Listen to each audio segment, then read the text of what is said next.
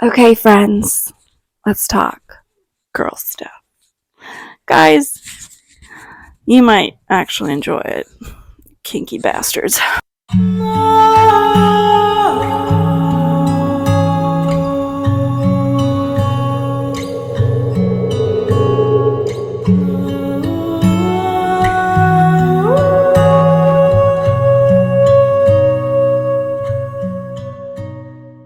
Something that's not talked about, that there's a significant problem with people that have to take medication, nerve medication, like gabapentin, Lyrica, Cymbalta.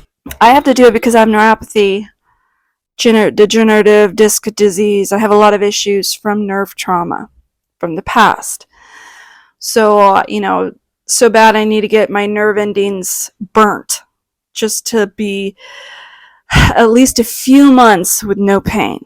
But then the nerves obviously reattach and I have to get them burnt like once a year or something. But there are medications out there like Cymbalta, Lyrica, gabapentin that numb your nerves.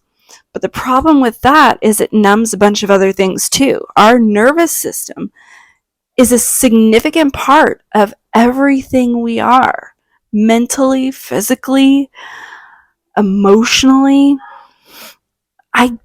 Every time I've caved and resorted to getting on a nerve medication, I always regret it.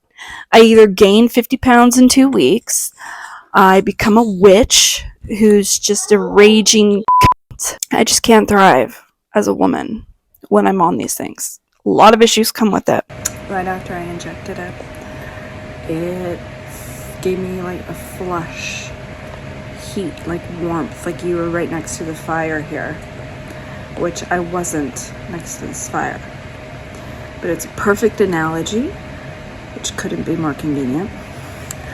I injected it on this side, right? Well, the flush came and is on this side of my face. And they say it takes 45 minutes to get horny as fuck. My husband's showering, so we shall see. But that's the struggle. When you have to take medication for chronic illnesses, in my case, chronic pain, and it affects that, because I know that's a big thing in my relationship with my husband, with your spouse, whoever it is. Intimacy is so important, and that is something that is on our list of priorities. And so if I know it becomes something that could be a concern if not addressed, I will try to address it as soon as possible. And that's what makes me a good wife. Damn right. I would hope that if the roles were reversed, he would do the same. Which I'm sure, knowing him, he would. But he doesn't watch my YouTube video. He probably doesn't even really know. He doesn't know much about it. I have this secret life online where you and I know each other. Little does he know that I'm YouTube famous. So I'm gonna surprise him if it works, because nothing's more shitty than telling somebody, hey, I have to inject myself just to get in the mood. Yes, understanding goes a long way, and we have that. But at the same time, I wanted to test it out first, and then if it really works, or if it doesn't, I'll mention it. But tonight, I am gonna just lay low, see how it works. Of course, I'll put my phone down once, if it gets to a certain point. Okay. This ain't no Pornhub, which that would be funny. If we put this on Pornhub, people would be watching all riveted. Wow, what's gonna happen next? Oh, okay. It's getting good. Oh, it's getting good. 24 hours later. The whole point of it was to get in the mood, right? Well, it says it takes 45 minutes to kick in. Well, for me it took 2 hours. So, something to note.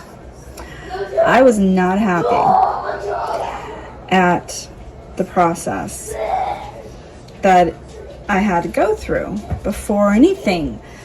Any kind of feelings that started to say, oh, okay, that makes sense, this must be it, started to arise. And at that point, we were all in bed going to sleep, sleeping, snoring.